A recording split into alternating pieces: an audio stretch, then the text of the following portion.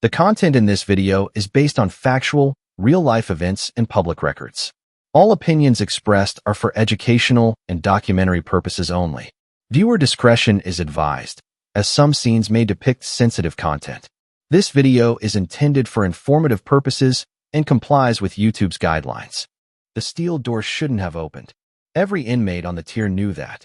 Every guard knew it too. It was the kind of door that only moved when 3 keys turned at the same time, followed by a code punched in from the control booth. But on that night, inside Pelican Bay's security housing unit, the door to cell 9 slid open with a single click, soft, quick, and way too easy. No one spoke. No one breathed. Even the air felt frozen as Gabriel Toro Mendez stepped out, shirtless, the tattoo of a black handprint stamped across his chest like a warning from another world. His eyes didn't dart around like a man afraid of being caught. They stayed calm, steady, almost bored, like he'd been waiting for this moment longer than the prison had been waiting to stop him. The guard standing beside the open door wasn't supposed to be there. Officer Langley was the kind of correctional officer who usually barked orders loud enough for the whole block to hear. But now, he stood still, too still, with a blank look that didn't belong to a man making a decision. It belonged to a man who had already surrendered. Someone on the tier whispered, "How did he get to Langley?" Another voice answered softly, "It's Toro. He gets to anyone." But the part that tore through the block like a shockwave wasn't Mendez stepping into the hallway. It was what happened next. The automated locks for the next 2 cells, cells 10 and 11, clicked open, one after another, without any guard touching the panel. 3 clicks. 3 deadly men stepping into the hallway. 3 members of the Mexican Mafia who weren't supposed to stand together, breathe together, or even look at each other in person. Yet here they were, walking shoulder to shoulder in the most secure prison in California, like the walls themselves had decided to obey law. Inside the control booth, a guard finally snapped out of his panic long enough to hit the emergency alarm. The sirens wailed through the unit, drowning out every sound, except one. The voice of Toro, calm, cold, certain, too late. Even the officers rushing toward the block slowed down. They'd heard stories, old ones, wild ones, about how far Mexican Mafia influence reached behind bars. But seeing 4 of their highest-risk inmates standing freely in the corridor, like the prison was theirs to walk through, that was something else entirely. And somewhere inside that moment, inside the sirens, the open cells, the sight of men who were never supposed to meet again, the question everyone was too afraid to ask hung in the air. If the most secure prison in the state couldn't stop them, who could? If you enjoy real, gripping prison documentaries and true stories, don't forget to like this video, leave a comment, and share it with your friends and family. Hit that subscribe button and turn on notifications so you never miss more shocking and exclusive content. The steel door to cell 9 shouldn't have opened. Everyone in Pelican Bay's security housing unit knew that. It was the kind of door that needed 3 keys turned at once, and a code entered from the booth. But that night, it opened with one soft click, too light, too clean, too silent. And when Gabriel Toro Mendez stepped into the hallway, shirtless with the tattoo of a black handprint on his chest, the men on the tier understood they were watching something no rulebook could explain. Officer Langley didn't move. He didn't shout. He didn't even reach for the pepper spray on his belt. He just stared straight ahead, breathing slow, like he had given up the idea of resisting long before Toro walked out. Then the next door opened. And the next. 3 cells. 3 men marked by the same history. 3 men no prison wanted standing together. The alarm started late, like the prison itself hesitated before admitting it had lost control. Red lights flashed against concrete walls, making the tattoos on Toro's chest look like they were moving. Beside him, Mateo El Pastor Alvarez rolled his neck, the ink of a coiled serpent wrapping around his throat. Behind them, Raul Ghost Ibarra wiped dust from his hands, quiet as always, but dangerous enough that even other Mexican Mafia members avoided locking eyes with him. For a few seconds, the hallway was still.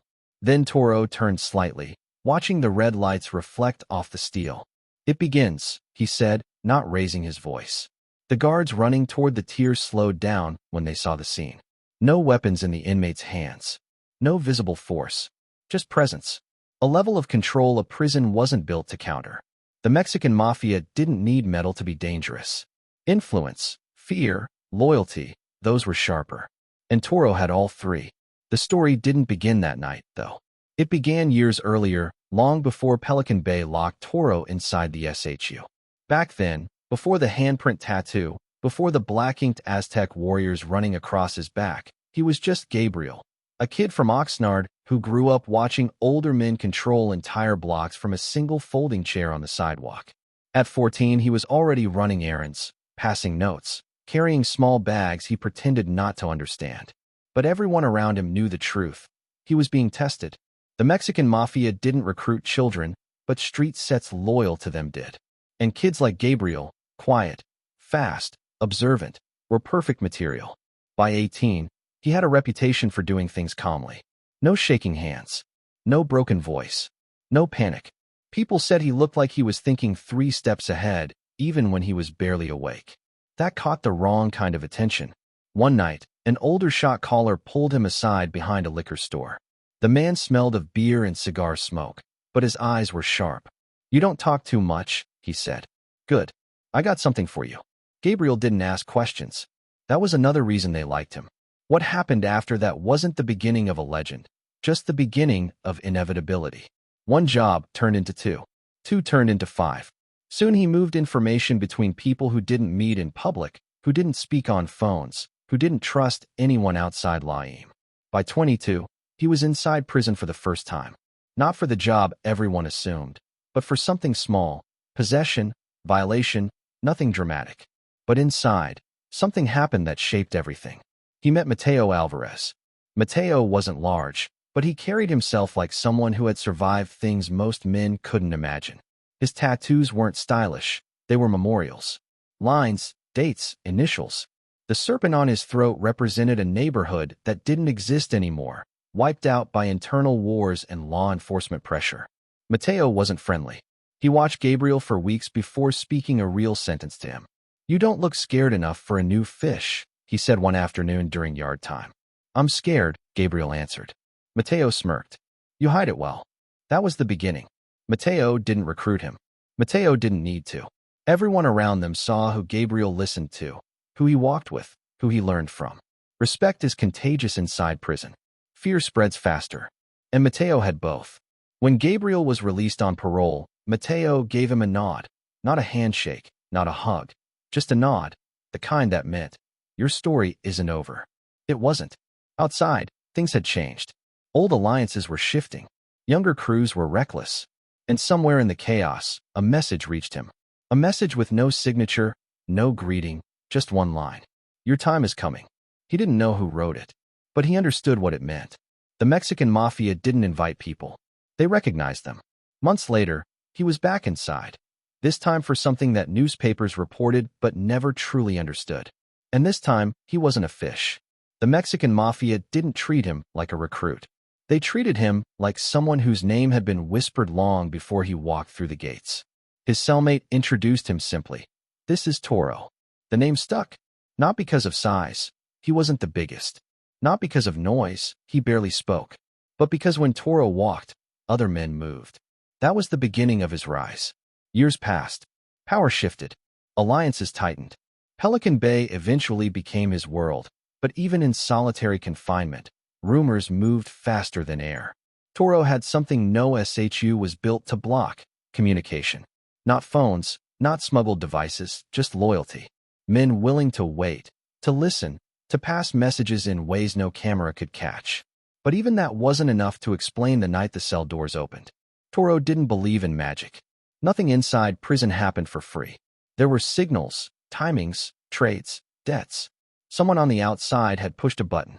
Someone on the inside had followed through.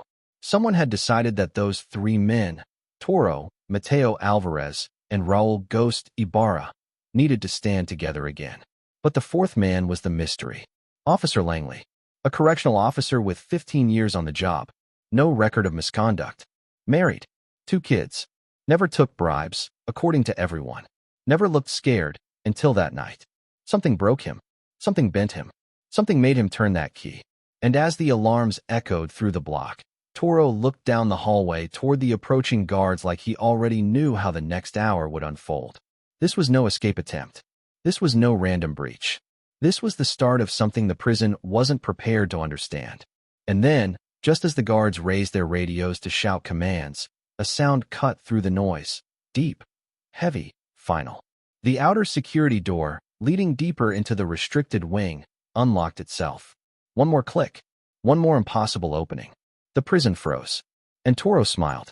The heavy lock, clicking open, stopped every guard in the hallway.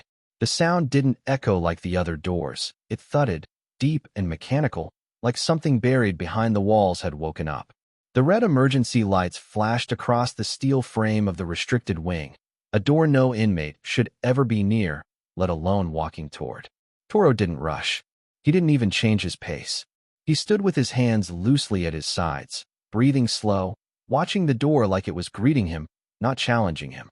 Behind him, Mateo Alvarez rolled his shoulders, tattoos shifting with each movement, while Raul Ghost Ibarra studied every angle like he was trying to memorize the moment. Officer Langley, still frozen beside the open cell door, whispered something under his breath that no one could hear. His eyes flicked toward the booth, toward the guard inside who was shaking so hard he could barely hold the radio. Something had broken the chain of command long before this moment, and whatever broke, it wasn't inside the room. The outer security door creaked as it slid open, inch by inch. No one moved. Not the guards. Not the inmates watching from their slots. Not even the air. The sirens finally shut off, leaving nothing but the faint hum of the fluorescent lights buzzing overhead. Then a voice, level, calm, coming from one of the new officers who had just reached the tier, cut through the silence. Hold your position. Nobody moves. But even he didn't sound convinced of the order he was giving. Toro turned his head slowly, meeting the officer's eyes for a moment, not aggressive, just observant. The kind of look that said, "You're not the one controlling this room." He looked back at the open doorway. Ghost whispered, "It's not supposed to open without a full lockdown code." "It did," Mateo replied, almost amused. "Which means someone wants us deeper inside." Toro stepped forward. Two guards instinctively reached for their batons, but their hands froze mid-air when they saw Officer Langley move. He raised both hands as if signaling them to wait, hands trembling, but still raised. He wasn't doing it for Toro. He was doing it because he understood what the guards didn't. Whatever was about to happen had already started long before anyone in that hallway realized. Toro walked past him without a word. The prison had shifted. The rules had changed. And all Langley could do was watch the man who had shattered his career, his sanity, and maybe his safety, step into a part of the prison meant only for staff. What no one inside Pelican Bay knew was that the breach didn't begin inside the prison. It began 29 days earlier, hundreds of miles away, in a small garage behind a house that looked like any other house in a quiet California neighborhood. Inside that garage, two men sat at a folding table, the kind that wobbles if you lean on it too hard. One was a former corrections technician who had been fired 9 years earlier. The other was a man whose name never appeared in any arrest report, any database, any public file. But the way he carried himself, the way people around him waited for him to speak, revealed exactly who he belonged to. He placed a folder on the table. Inside were schematics, door codes, guard shift rotations, maintenance schedules, emergency overrides. Most of it shouldn't have existed outside the prison. The technician looked nervous. "You know I could lose everything for giving you this. You lost everything when they fired you." The quiet man answered, "We're giving it back." The technician swallowed. He knew what that meant. Every job, every program, every quiet arrangement the Mexican Mafia offered always came with a price. But he had reached a point in his life where the price didn't scare him as much as staying invisible. "When does it happen?" he asked. The quiet man smiled. "When the prison thinks it's safest."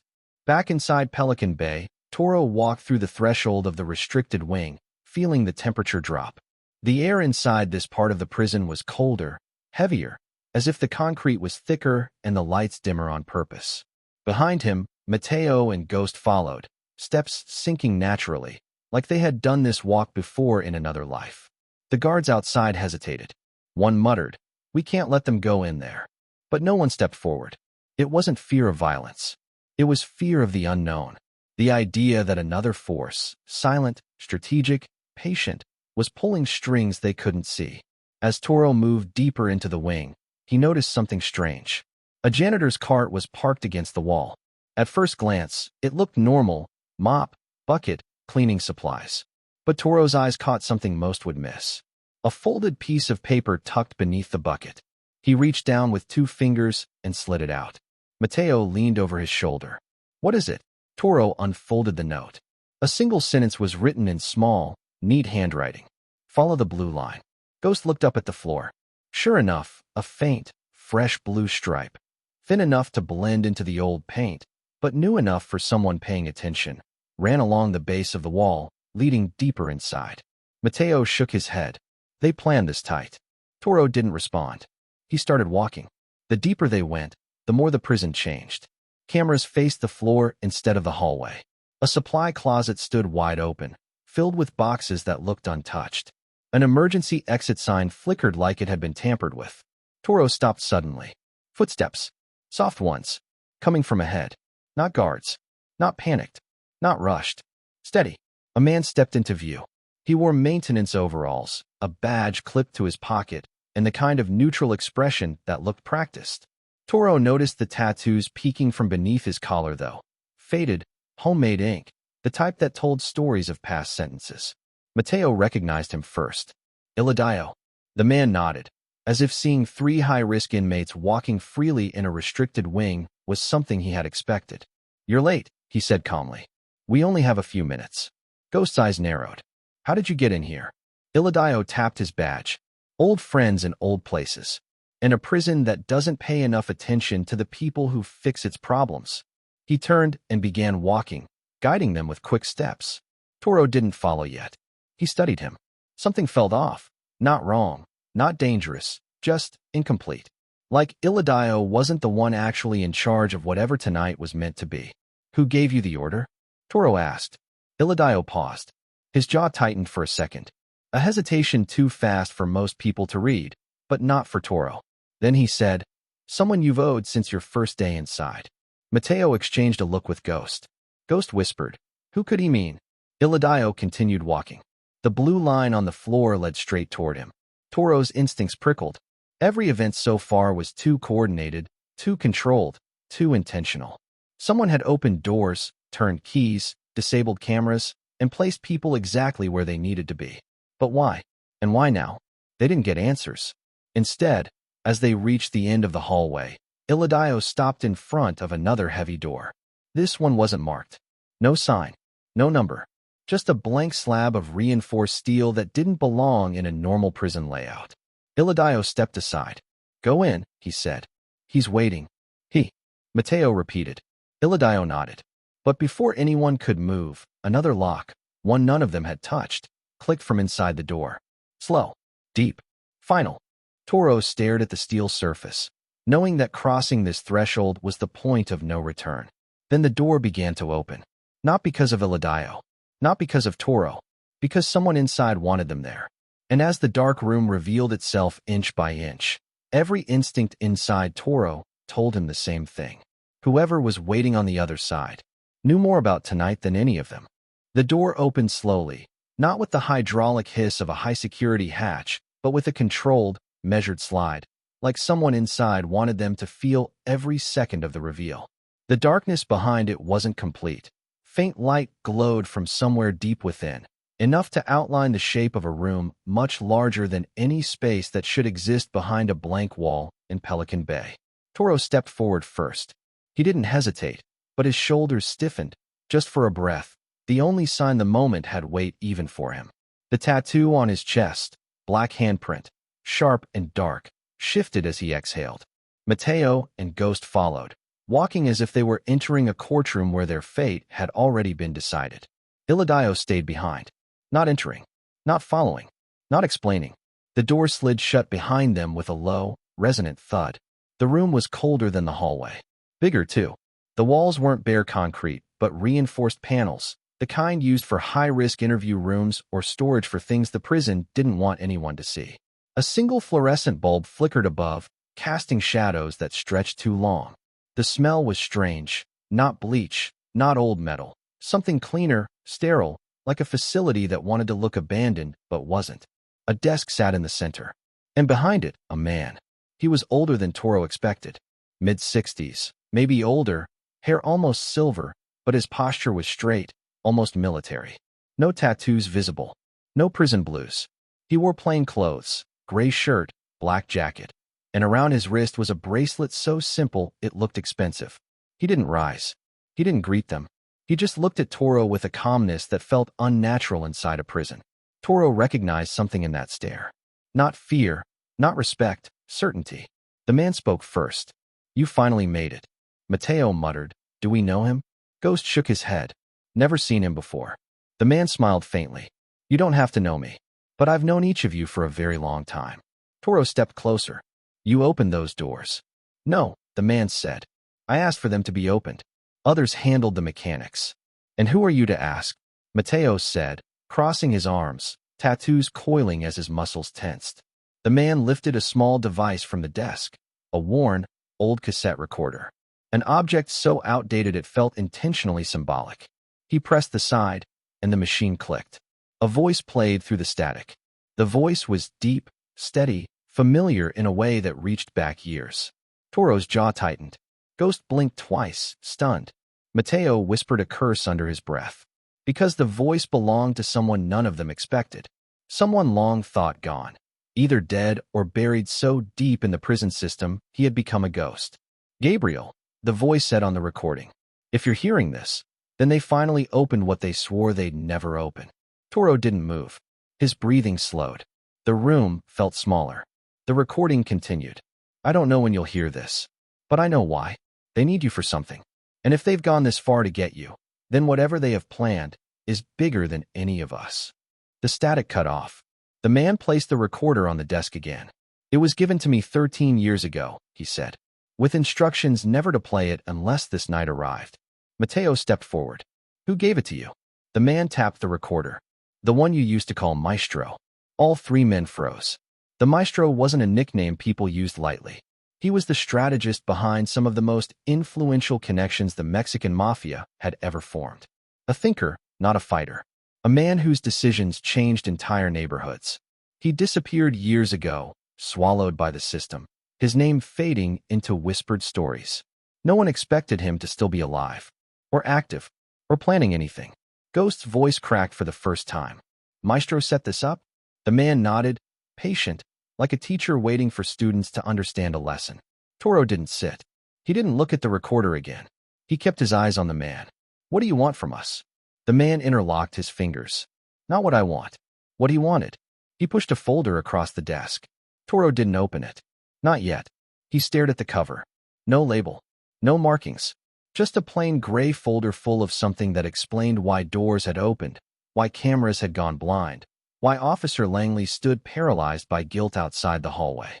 Inside, the man said softly, "is what Maestro spent the last decade preparing. Your names, your locations, your histories, your debts, and the one thing he believed only the three of you could handle." Mateo grimaced. "Why us?" "Because," the man answered, "you three weren't chosen for your past. You were chosen for what you can do together." Ghost took a small step back. "This is too clean. Too planned. Why tonight? Why now?" The man leaned back in his chair. "Because the window that opened tonight will never open again. And because someone outside these walls has already moved the first piece. If you don't respond, the entire plan collapses." Toro finally opened the folder. Photographs. Documents. Maps. Dates. Names crossed out. Names circled. A timeline that started years earlier and led to one unavoidable conclusion. This wasn't an escape. This was a meeting. A briefing. A mission. One designed long before they walked into Pelican Bay. Mateo looked over Toro's shoulder. "This is federal? State? Cartel? Who's behind this?" The man shook his head. "Labels don't matter anymore. What matters is that what Maestro started must be finished before sunrise." Ghost whispered, "Sunrise? That's hours away." "Hours," the man said calmly, "is all you have."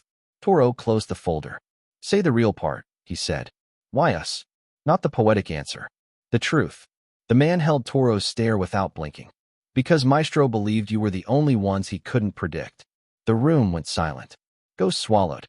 "That doesn't even make sense." "It makes perfect sense," the man replied.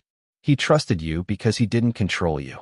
And he believed the only people capable of stopping what's coming are the men no system could ever fully contain.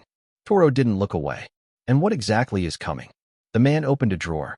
He pulled out a small key card, thin, white, unmarked, and placed it on the table. This, he said, is your next door. Mateo took a step forward. To where? The man smiled for the first time. It wasn't friendly. To the lowest level of this prison, he answered. A level the official blueprints say doesn't exist. Ghost felt the air shift. A hidden level? For what? For the thing Maestro warned us about, the man said softly. The thing he spent a decade trying to stop. Toro picked up the keycard. Then the lights flickered. Once. Twice. The man's expression changed. Not fear, but recognition. They're early, he whispered. Mateo turned sharply. Who? Before the man could answer, a heavy, metallic boom echoed from somewhere deep beneath the floor. The kind of sound a prison isn't built to make.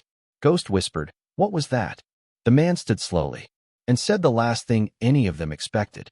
That was your deadline arriving. The metallic boom vibrated through the floor, low and final, like the heartbeat of the prison itself had skipped.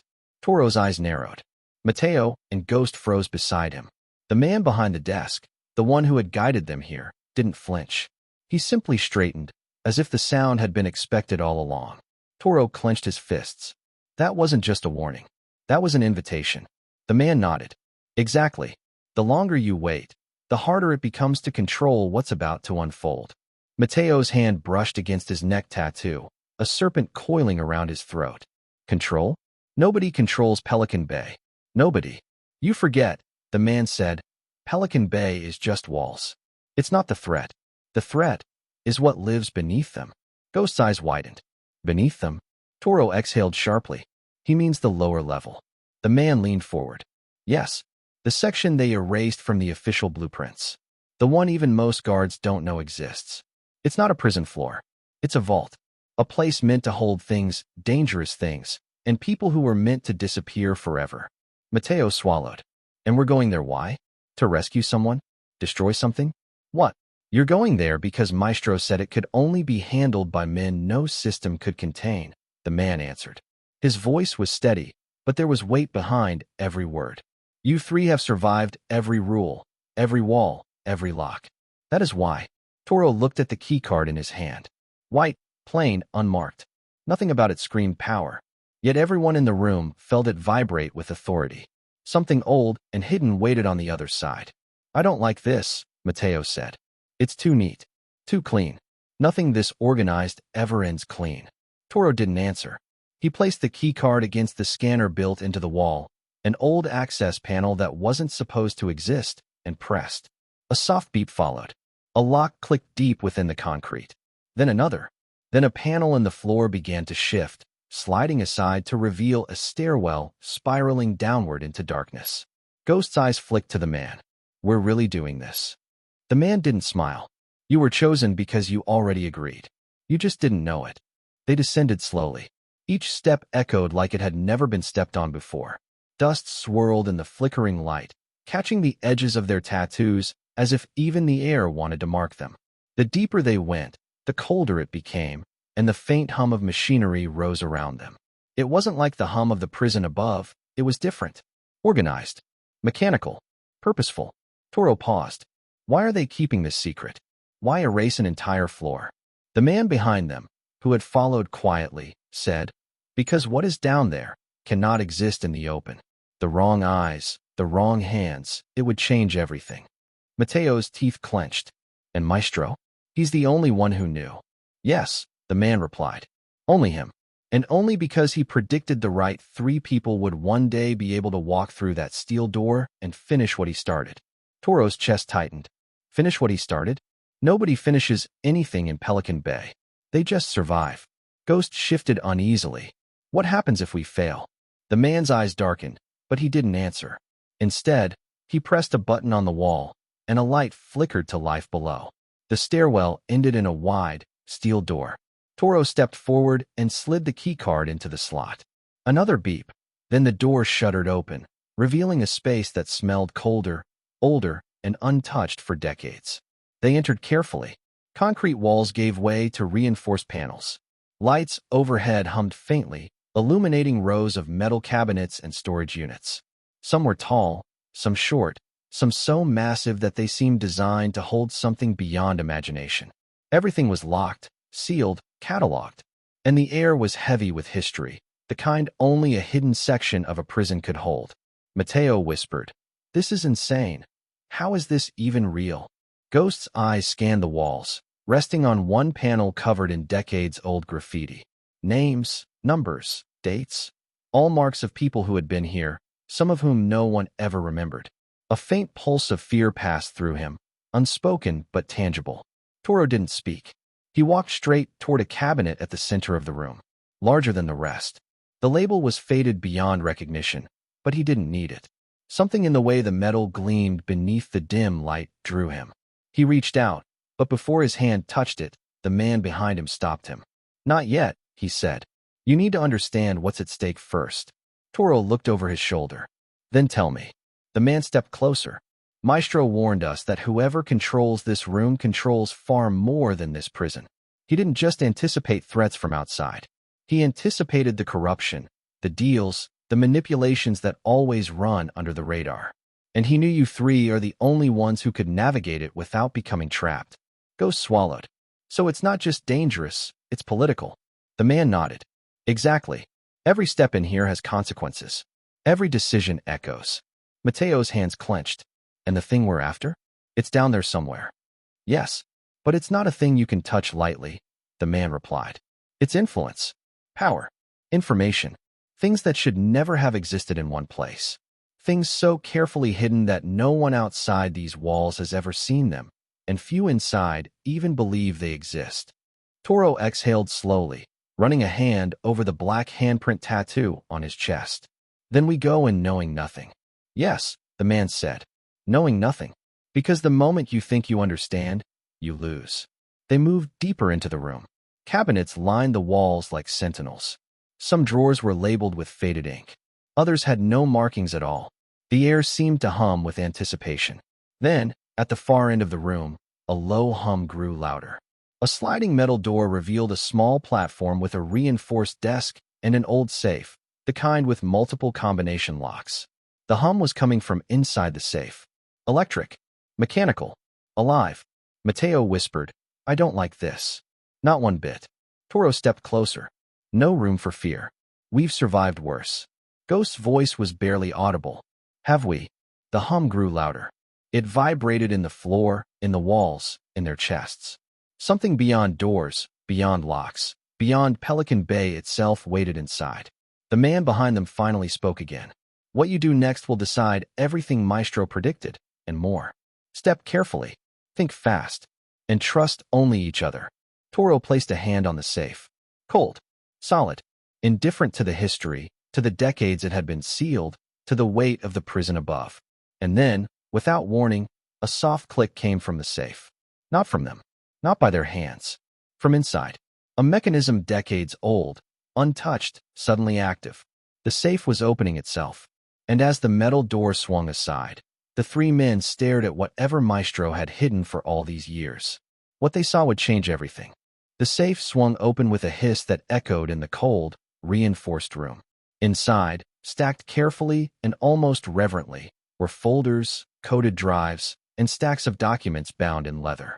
Each item looked ancient, yet precise, too precise to be forgotten, too dangerous to be left alone. A hum of electricity ran faintly from one cabinet corner, illuminating the edge of a rolled map that detailed networks no prison inmate should ever see. Toro stepped closer. The black handprint tattoo across his chest felt heavier than usual, as if it had absorbed the weight of every decision he had ever made. Mateo and Ghost flanked him, silent, their eyes scanning each row of information like hunters assessing prey. This is everything," Mateo breathed, almost reverently. "All of it. Every plan, every connection, every debt ever recorded. No one outside could even imagine this." Ghost ran a hand across one of the leather-bound folders. "This is the kind of power that changes everything and destroys anyone who misuses it." The man who had guided them, the one who had spoken of Maestro and deadlines, stepped forward. "Maestro hid this here for a reason. Not to control, not to punish, but to protect. And he believed only you three could handle it without losing yourselves in the process. Toro looked at him. So what now? Do we take it? Destroy it? The man shook his head. Neither. You manage it. Study it. Understand it. Decide when to move. Your choices now will shape the next decade, maybe longer. And whatever happens outside these walls depends on how you handle what's inside them. For a long moment, the three men didn't speak. The room was silent except for the hum of electricity and the faint flicker of lights above. They understood what had just happened. The Mexican Mafia hadn't just placed them in a cell. They hadn't just relied on influence or fear. They had trusted them with knowledge that no one else could contain. Toro finally spoke. Then we honor it. No one outside this room sees it. No one knows what we know. We protect it. Maestro's vision doesn't end tonight. Mateo nodded. We survive this, together. That's the only way. Ghost exhaled slowly. And the world above, the prison, the guards, the system? They'll never see a thing. The man behind them gave a small, approving nod. Exactly. Now leave this place as quietly as you entered it. Remember every detail. Trust only each other. And know, the moment someone tries to take this knowledge from you, the rules change. And you will be ready. Toro, Mateo, and Ghost stepped back toward the stairwell. The weight of what they carried, intelligence, influence, and the unspoken legacy of Maestro, settled onto their shoulders. Yet, for the first time in years, the three of them felt more than survival. They felt purpose. As they ascended the spiral stairwell toward the main block, the faint light of dawn touched the walls above. The first shift of guards arrived, unaware of the events unfolding in the hidden floor beneath them. Alarms had been silenced, cameras realigned, doors restored. Everything appeared normal. The prison's routine remained intact, yet nothing would ever be the same. Toro glanced at Mateo and Ghost. We made it this far. But what we carry, it's bigger than any of us. Bigger than this prison. Bigger than the streets. Bigger than Laim itself. Mateo smirked faintly. Then we carry it. And when the time comes, we decide who deserves to know. Ghost's gaze followed the corridor ahead. It's a heavy burden. But I've never trusted anyone more than you two. They walked in silence for the final stretch. The sun had begun to rise over the prison yard, washing the concrete in pale orange light. Guards conducted their usual rounds. Inmates moved toward breakfast, and the world above remained unaware that beneath their feet, three men held the secrets capable of shifting power in ways no one could imagine. Toro stopped at the top of the stairwell, looking down one last time. The hidden level was gone from view, sealed once more. No trace of what had happened remained except in their memories, and in the knowledge that the Mexican Mafia had underestimated the resilience, loyalty, and intelligence of the men they had chosen. Let's go, Toro said, his voice steady, certain. We've survived the impossible before. We'll survive whatever comes next. And with that, the three men stepped back into the main block of Pelican Bay. Their tattoos, their histories, and their silent reputations walked with them, unbroken. The prison was the same as it had been when they entered, but they were not. Somewhere, deep in the shadows of the wing, the man who had guided them watched silently. He understood what had happened. The legacy Maestro left behind was safe, for now. And the three men, once just inmates, now carried knowledge and influence no cell, no wall, and no system could ever contain. The sun rose fully over the prison, but the story of what had happened remained hidden, a secret carried by men who had survived what the world could not comprehend. Outside, the city continued unaware of the invisible threads that connected them to power, knowledge, and the silent rules of survival in the shadows. Pelican Bay returned to routine. Guards patrolled. Alarms hummed occasionally. Inmates moved along their paths.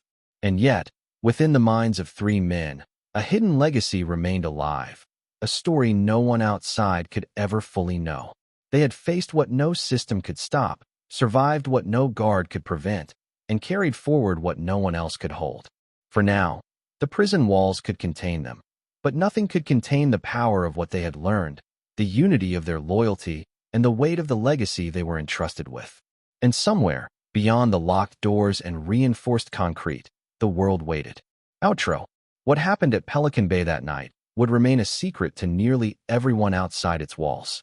But for the three men who walked out carrying the hidden legacy of Maestro, the Mexican Mafia, and the prison itself, one truth was clear.